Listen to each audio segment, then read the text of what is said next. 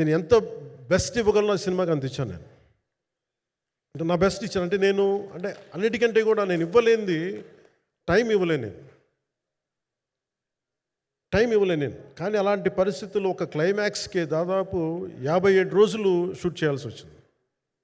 మండు టెండ బాగా, it's kind of ఒక మిడ్ మే, అంటే చాలా పిచ్చి ఎండ అన్నమాట.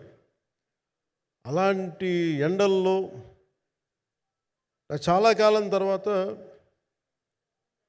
నాకు మార్షల్ ఆర్ట్స్, నేను ఎప్పుడో నేర్చుకున్న మార్షల్ ఆర్ట్స్, ఒక ఎస్క్రీమా కానీ, ఊషు కానీ, నేను నేర్చుకున్న సెల్ఫ్ డిఫెన్స్ టెక్నిక్స్ కానీ, యుఎస్లో నేను ఒక వర్క్షాప్ చేసిన జీత్ కండో ఇవి కానీ, ఇవన్నీ ఈ సినిమాకి నాకు పనికి వచ్చినాయి. నాకు ఇవన్నీ వీళ్ళతో డిఫరెంట్ కొరియోగ్రాఫర్స్తో కూర్చొని, ప్రత్యేకించి క్లైమాక్స్ పార్ట్ ఇది అందరికీ ఇన్స్పైర్ చేసింది.